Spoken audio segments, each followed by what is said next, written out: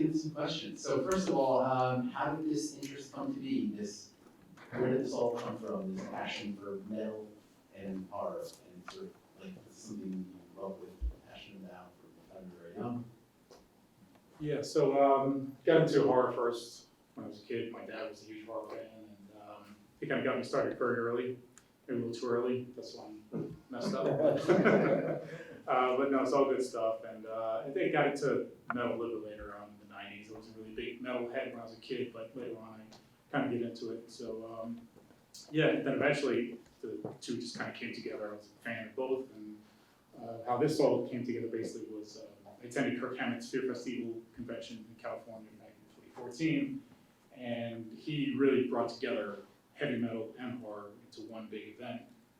And once I left, I realized that there hadn't really been a documentary done on why there is this connection between the two genres. So I had friends who were very well connected in both industries, and we started just lining up interviews with people. I started building a story around it, and yeah, and the rest is history.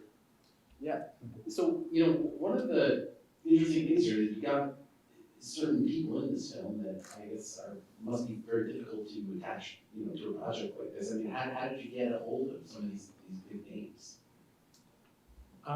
So the first interview we did was with Chris Jericho, and I had known Chris for a couple of years back because I shot and edited his Sandpaper video that was featured in the film.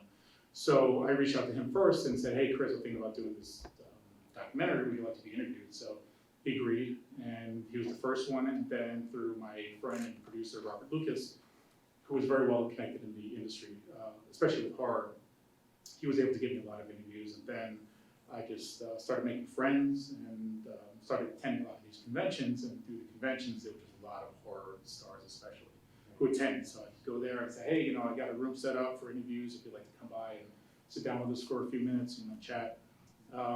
It kind of worked that way. Then I would a lot of it's just through friends, Yeah.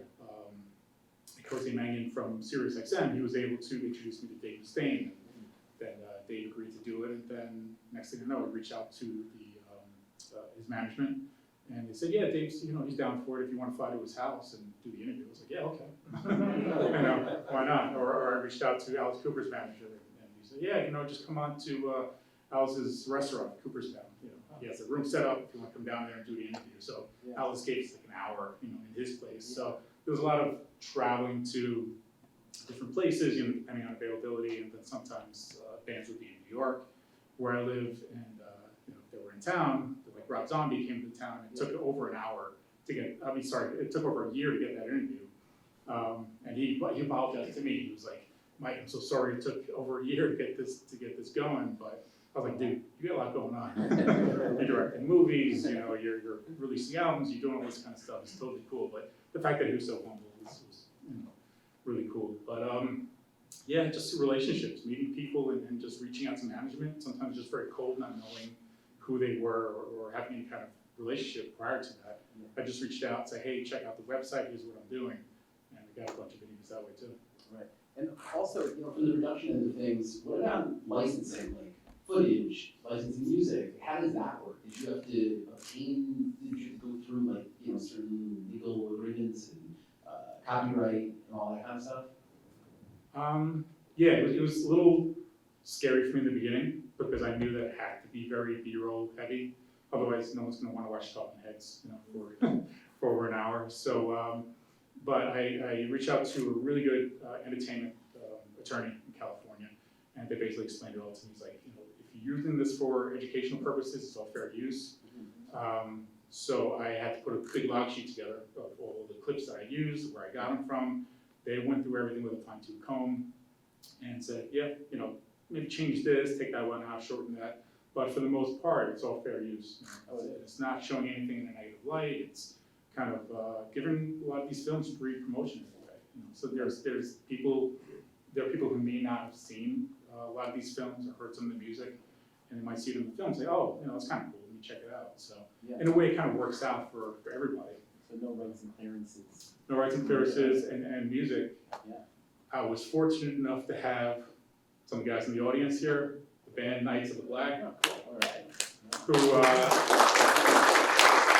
who were generous enough to donate pretty much the entire soundtrack that you heard over the interview. So yeah, we go back, Felipe and I, we went to John F. Kennedy High School back in the day, kept in touch, and him and his boys, from the Bronx and stuff, they've been doing music ever since. So yeah, we kept in touch, and we kind of just worked it out. So it was fantastic. So thank you guys. Does anyone have any questions at all for Mike? Anyone want to raise their hand? Yes, right in front. Yeah. So you said you got into metal later. So who was the first one that really got your attention? Metal-wise, it's hard to, because I was getting into grunge first, like 90s grunge at that time. That was kind of my bridge. My cousin Peter in Finland, he was a huge metalhead when he was a kid, and he had all the Megadeths and the Anthrax and the Metallicas. And at first, I'm like, I'm not really into this stuff, but he would always kind of introduce me to new things, to new genres, and he actually got me into grunge first, and then I got into metal from that. So I think it just kind of built from that point. So yeah, I started listening to sort of like the 90s metal type stuff, and then I went backwards, sort of to Metallicas and Megadeth and things like that. So yeah. Very cool. Yeah. Any other questions? All right. Yes. Coming from the star of the film, you might not recognize him without the guitar going through his skull. Alex Apollo right over here. Favorites of both genres? The most popular question. Yeah, it's hard to say. I mean, obviously, like if you would ask me what are some of the greatest horror films, I'd say the same ones that most people say, Exorcist and The Shining, things like that. But if I would get more obscure, I'd say something like In the Mouth of Madness. This is one of my favorite horror films. It's John Carpenter. Not a lot of people know about it. It's not one of his bigger ones, but that and like Prince of Darkness, probably some of my favorites. And then metal-wise, I mean, it depends. I kind of fluctuate. I mean, a huge Slipknot fan. Love the old school Metallica stuff. So kind of depends on what I'm into. Sometimes it's just Lamb of God or whatever. So yeah. All right. Let's grab one last question. Okay. Yes. At what point did you realize that this is what you wanted to do? Because I remember when we were kids, you used to like direct us like in a Nightmare on Elm Street type movie, like you were playing like Wes Craven. And I said to myself, this is like we were so young, but I remember saying to myself, this is what he is meant to do. At what point did you realize this is something that could sustain you and you really wanted to be like a director or a creative film of this sort? It's my friend Dan from kindergarten. we go way back. He got me into a lot of trouble.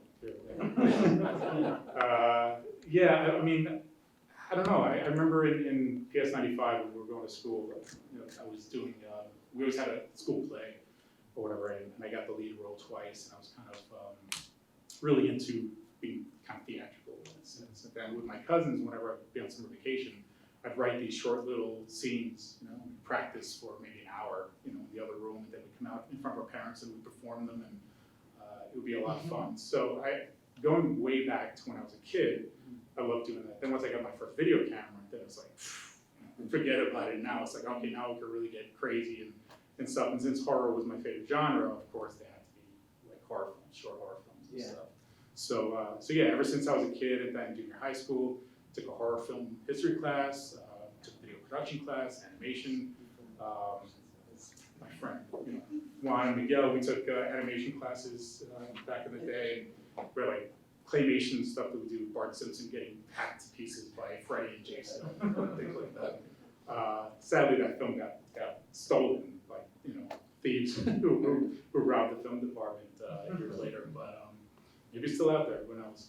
But yeah, in high school, I took film and I started writing and did our school film there. It was like a kind of a Terminator school type thing.